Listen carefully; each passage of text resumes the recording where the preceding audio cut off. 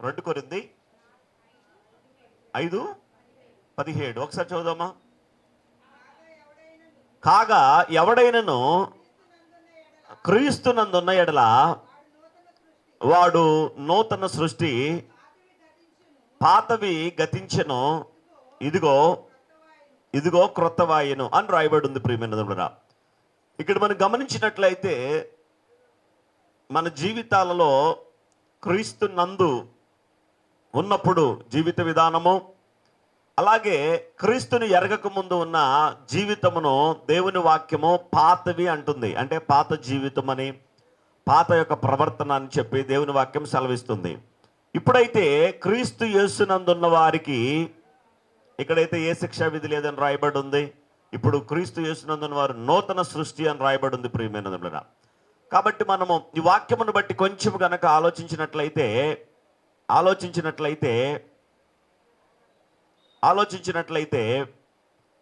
పాత స్వభావంలో మనకి సనుగుడు, గొనుగుడు ఇవన్నీ కూడా ఉంటాయి. మనము దేవుని వాక్యాన్ని గనక జాగ్రత్తగా గమనించి పరిశీలించినట్లయితే ఇశ్రాయేలు ప్రజలను దేవుడు ఎంతగానో ప్రేమించాడు. ఎంతగా అంటే ఇశ్రాయేలీయుల్ని కాపాడువాడు కునుకడు నిద్రపోడు అని చెప్పి దేవుని వాక్యం సెలవిస్తూ ఉంది. తన ప్రజలైన వారిని ఆ యొక్క ఐగుప్తు యొక్క బానిసత్వంలో నుండి విడిపించి అద్భుతమైన కార్యములను ఆయన జరిగిస్తూ మరి తన ప్రజలైన వారిని ఆ ఎర్ర సముద్రములో నుండి ఐగుప్తు దేశంలో నుండి విడిపించి అలాగే అరణ్య మార్గమున వారిని నడిపిస్తున్నప్పటికీ కూడా వారికి ఏమీ తక్కువ కాకుండా తన కృప ద్వారా తన దయని బట్టి వారికి కావలసిన ఆహారాన్ని ఆయన ఇస్తూనే ఉన్నాడు. ఐగుప్తు దేశములో 10 అద్భుతములను చేసిన దేవుడు తన ప్రజలైన వారిని నడిపించేటప్పుడు కూడా చాలా అద్భుతమైన ఆశ్చర్యకరమైన కార్యములు జరిగించాడు. హల్లెలూయా. వారు ఆయన శక్తిని గ్రహించినట్లుగా ఐగుప్తు దేశంలో కార్యాలు జరిగించాడు. ఆ కార్యములు ఐగుప్తు దేశంతోనే ఆగిపోలేదు, కానీ తన ప్రజలైన వారిని నడిపిస్తున్న ఆ ప్రక్రియలో ఆయన తన కార్యాలను జరిగిస్తూనే ఉన్నాడు. ప్రియమైనదులరా, కానీ ఇన్ని కార్యములు చూసిన ఆ ప్రజలు దేవుణ్ణి స్తుతించడానికి కొన్ని సందర్భాల్లో ఆయన స్తుతించినట్లుగా మనం సంఖ్యాకాండము లేదా నిర్గమాకాండము లేదా ద్వితీయోపదేశ కాండం ఇవన్నీ కనుక చదివినా లేదా కీర్తన 78 చదివినా కూడా దేవుణ్ణి ఎక్కువగా స్తుతించినట్లు ఉండదు, కానీ దేవుని మీద ఎక్కువగా సణుక్కున్నట్లుగా కనపడతా ఉంటుంది. ఎట్లా కనపడుతుంది? సణుక్కున్నట్లుగా కనపడుతూ ఉంటుంది. ఒకసారి మన జీవితాన్ని కూడా గమనిస్తే ఎప్పుడైనా ఒకసారి సనిగేవాళ్ళుగా కొంతమంది ఉంటారు, కొంతమంది సనుగుడే వారి జీవితంగా ఉంటుంది. ప్రతిదానికి సనుగుడు, గొనుగుడు. కానీ క్రీస్తునందు నూతన సృష్టిగా చేయబడిన తర్వాత మన జీవితాల్లో నేర్చుకోవలసింది ఏంటంటే సనుగుడిని ఆపేయాలి. హల్లెలూయా. ఏం ఆపేయాలండి? సనుగుడిని ఆపేయాలి, గొనుగుడిని ఆపేయాలి. ఈ స్థానంలో దేవుణ్ణి స్తుతించేవారిగా, ఆరాధించేవారిగా ఈ నూతన సృష్టిగా చేయబడిన తర్వాత ఆయన వాక్యమును బట్టి, ఆయన ఆత్మను బట్టి, ఆయన చేసిన కార్యములను బట్టి మనం ఆయన్ని గణపరిచేవారిగా ఉన్నప్పుడు అది దేవునికి సంతోషకారణంగా ఉంటుంది. హల్లెలూయా. కాబట్టి గమనించండి, సంఖ్యాకాండము 11వ అధ్యాయము 1వ వచనాన్ని కనుక ఒకసారి గమనించినట్లయితే తీసి చదువుదామా? ఎవరైనా ఒకరు తీసి చదవండి.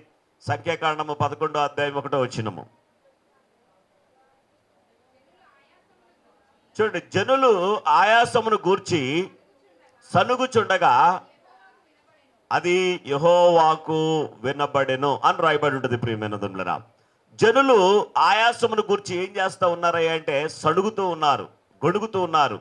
ఏంటి మా జీవితము ఎలా ఉంది, ఏంటి పరిస్థితి అని చెప్పి గొణుగుతూ సణుగుతున్నట్లుగా కనబడతా ఉంది. దేవునికి సంతోషాన్ని ఇచ్చేది స్తుతించుట, ఆరాధించుట. దేవుణ్ణి బాధ పెట్టేది సనగటము, గొనగటం. ప్రియమైనదులరా, ఇక్కడ గమనించినట్లయితే మనము ఎఫెసీయులకు రాసిన పత్రిక 5వ అధ్యాయం 20వ వచనం ఏం సెలవిస్తుందో ఒకసారి చదువుదామా? ఎఫెసీ 5:20 కూడా ఒకసారి చదువుదామా?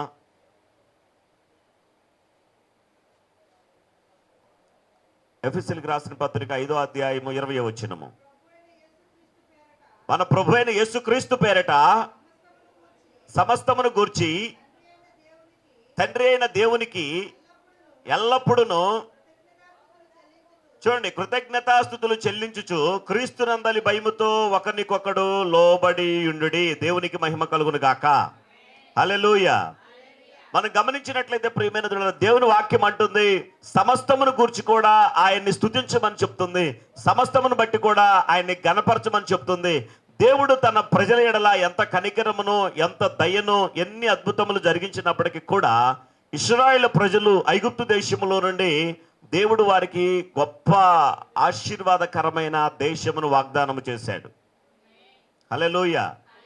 విడిపించబడిన దేశము నుండి వాగ్దాన దేశమునకు 11 రోజులు సమయమే పట్టినప్పటికీ కూడా వారి హృదయాంతరంగము ఏమై ఉన్నది, లేదా వారి వైఖరి ఏమై ఉన్నది అని తెలుసుకునే ప్రక్రియలో దేవుడు అరణ్య మార్గమున కావాలనే దేవుడు ఎర్ర సముద్ర మార్గమున దేవుడు నడిపించినట్లుగా కనబడతా ఉంది ప్రియులరా. ఎర్ర సముద్రము పాయలైనప్పుడైతే స్తుతించారు, ఆరాధించారు, గణపరిచారు. ఎప్పుడైతే మళ్ళీ సమస్య వచ్చిందో, ఎప్పుడైతే మరలా ఇరుకొచ్చిందో, ఎప్పుడైతే మరలా ఇబ్బంది వచ్చిందో, ఎప్పుడైతే వాళ్లకు సరిగా లేదు అనిపించిందో, వెంటనే మరలా వారు దేవుని మీద సనిగేవారిగా, దేవుని సేవకుని మీద సనిగేవారిగా, గొనిగేవారిగా మనకు కనబడుతూ ఉంటారు. ఈ రాత్రి సనగటం వలన వచ్చే నష్టాలు, అమ్మా ఏంటి, సనగటం వలన వచ్చే నష్టాల గురించి కొన్ని విషయాలు మీతో మాట్లాడాలని నేను ప్రేరేపించబడి ఉన్నాను. గమనించినట్లయితే ప్రియమైన దుడరా, మొదటిగా సనగటము దేవునికి కోపాన్ని కలిగించింది. ఏంటమ్మా, ఇంట్లో వాళ్ళకి సంతోషంగా ఉంటుందా? సనుగుతూ ఉంటే ఒక వ్యక్తి ఉండదు, వాళ్ళకు కూడా ఏముంటుందంటే కోపం వస్తూ ఉంటుంది, బాధ వేస్తూ ఉంటుంది. ఇక కొంతమంది అయితే ఇక పద్దాక ఈయన ఇంతేలే, సనుగుతూనే ఉంటాడు, గొనుగుతూనే ఉంటాడు. సాధారణంగా సనుగుడు అది పెద్ద వయసు అయిన తర్వాత, ముసలోళ్ళు అయిన తర్వాత చేస్తారు. ఇంకెందుకంటే వాళ్ళకి ఏం పని ఉండదు, అదని ఇదని ఏదో అయిపోయిన దాన్ని పద్దాక దాన్నే ఇంకా తలసుకుంటా, దాని గురించే మాట్లాడతా అయిపోయింది. దాని గురించి మాట్లాడుకోవటం వల్ల ఏమీ రాదు, దానివల్ల ఏం ప్రయోజనం కూడా ఉండదు. కానీ వీళ్ళకేం పని ఉండదు కాబట్టి వాళ్ళు ఏం చేస్తారంటే దాన్నే పద్దాక సనుగుతా, గొణుగుతా, పద్దాక దాన్నే ఇక అది ఒక్కొక్కళ్ళు ఒక్కొక్క రోజు సనుగుతూ ఉంటారు, ఒక్కొక్కళ్ళు కొన్ని రోజులు సనుగుతూ ఉంటారు, కొంతమంది అయితే ఒక నెలలు కూడా సనిగేవాళ్ళుగా ఉంటారు. వారి వల్ల ఆ ఇంట్లో అసమాధానము, అశాంతి ఉంటుంది తప్ప సంతోషం అయితే ఉండదు ప్రియమైన దుండరా. కాబట్టి ఈ సనుగుడు అనేది మొదటిగా దేవునికి కోపాన్ని కలుగు చేస్తుంది. మనం కనుక గమనించినట్లయితే ఈ సనుగుతున్న ఈ ప్రజలను చూచి వాళ్ళు ఏమని సనుగుతున్నారో తెలుసా? ఐగుప్తు దేశంలో నుండి ఎందుకు మమ్మల్ని తీసుకొని వచ్చావు, ఐగుప్తు దేశంలోంచి ఎందుకు తీసుకొని వచ్చావు అంటే, ఐగుప్తు దేశంలో నుండి బయటికి తీసుకురమ్మని ప్రార్థించింది వీళ్ళే. ఐగుప్తు దేశంలో నుంచి తీసుకొచ్చిన తర్వాత మరలా మమ్మల్ని ఎందుకు తీసుకొచ్చావు అని చెప్పి, మేము అక్కడే ఉంటే బాగుండేది, లేకపోతే మార్గ మధ్యంలో చచ్చిపోతే బాగుండు అని చెప్పి ఆ దేవుని మీద ఆయాసముతో, దైవజనుడి మీద సనుగుతూ పిచ్చి పిచ్చి మాటలని వాళ్ళు మాట్లాడుతూ ఉంటారు. చచ్చిపోతే బాగుండు అన్న మాట ఈ సంఖ్యాకాండంలో మనం చదివితే ఏమనుంటుందంటే, వాళ్ళు ఆ సనుగుడు నా చెవిలో వినబడింది, వాళ్ళు ఏం చెప్పారో దాని ప్రకారమే చేస్తాను, ఈ మార్గ మధ్యంలోనే వీళ్ళు రాలిపోతారంటాడు. ప్రియమైన దుఃఖకరమైన విషయము. దేవుడు వారిని మార్గ మధ్యములో చంపివేయడానికి ఇష్టపడలేదు, మార్గ మధ్యంలో వారిని నశింపచేయడానికి ఇష్టపడలేదు. కానీ వీళ్ళ వైఖరి ఏం చేస్తూ ఉందయ్యా అంటే దేవునికి కోపాన్ని కలిగిస్తూ ఉంది, దేవుని హృదయాన్ని బాధపరిచేదిగా ఉంది. ప్రియమైన దేవుని బిడ్డలారా, ఎప్పుడైతే ఈ దేవునికి బాధ కలిగించి చాలాసార్లు భరిస్తాడండి, చాలా ఓర్చుకుంటాడు, చాలా భరిస్తాడు. దేవుడు కూడా కోపం వచ్చినప్పుడు మధ్య మధ్యలో మోషే వెళ్ళి, అయ్యా నీవు నీ ప్రజలను దాటించలేకపోయావు అని చెప్పి, మిగతా ప్రజలందరూ ఏమనుకుంటారు అని చెప్పి విజ్ఞాపన చేస్తాడు. చాలా పర్యాయాలు మోషే దేవుని కోపానికి అడ్డుగా నిలబడి, ఒకవేళ వారిని చంపాలనుకుంటే ముందు నన్ను చంపు అన్నట్లుగా విజ్ఞాపన చేస్తూ వారికి, దేవునికి, ప్రజలకు మధ్యలో నిలబడిన వ్యక్తిగా మోషే కనబడతాడు. ప్రియమైన దుండరా, అయినా కానీ వాళ్ళు సనుగుతూనే ఉంటారు, గొనుగుతూనే ఉంటారు. అందరూ కాదు కానీ ఒక గుంపు ఉంటుంది, ఆ గుంపు వీళ్ళందరినీ ప్రేరేపించింది.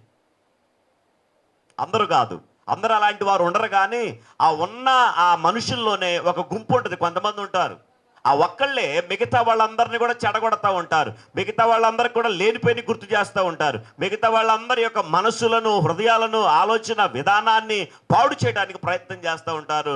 ఆ గొనుగుడిని, సనుగుడిని వారి ద్వారా ఇతరులకు కూడా సంక్రమించేలాగా వాళ్ళు చేస్తూ ఉంటారు. ప్రియమైన దుర్లరా, అలాగే జరుగుతూ ఉంది. దేవుడికి బాగా కోపం వచ్చింది, కానీ దేవుని కృపను బట్టి దేవుడు అనేక సార్లు అణుచుకున్నప్పటికీ కూడా ఎంతగా దేవుని కోపం వచ్చిందంటే, ఇంకంటాడు ఆయన ఏమనంటే, మీరు చెప్పినట్టుగానే మీతో చేస్తాను. యాక్చువల్గా ఈయన చెప్పింది వాళ్ళ జీవితంలో చేద్దామని దేవుడు అనుకున్నాడు కానీ చివరికి దేవునికి కోపం కలిగించి, దేవునికి రోషాన్ని తీసుకొని వచ్చి, ఇంకా దేవుడు ఏమంటాడంటే, ఇదిగో నేనైతే ఇలాంటి ప్రణాళిక మీ పట్ల కలిగి ఉన్నాను కానీ మీరు దాన్ని నమ్మటల్లా, మీరు దాన్ని ఎందుకు విశ్వాసం ఉంచట్లా. కాబట్టి నేను మీతో చెప్పిన దాన్ని చేయాలని నేను ఆశ కలిగి మిమ్మల్ని బయటికి తీసుకొచ్చా కానీ ఇప్పుడైతే నేను చెప్పింది మీకు చేయను కానీ మీరు ఏది నమ్ముతున్నారో. మీరు అంటున్నారుగా చంపేస్తాడు మధ్యలోనే, మేము మధ్యలోనే చచ్చిపోతాం అంటున్నారుగా. మీరు చెప్పింది నా చెవిలో వినపడుతుంది, కాబట్టి మిమ్మల్ని మధ్యలోనే చంపేస్తాను. ఆకులు రాలిపోయినట్లుగా రాలిపోయారు అని చెప్పి దేవుని వాక్యం సెలవిస్తుంది. కాబట్టి ఈ వాక్యం వింటున్న మన జీవితంలో దేవునికి కోపాన్ని కలిగించే ఆ సనుగుడు నుంచి, ఆ గొనుడు నుంచి మనము విడుదల పొందాలి.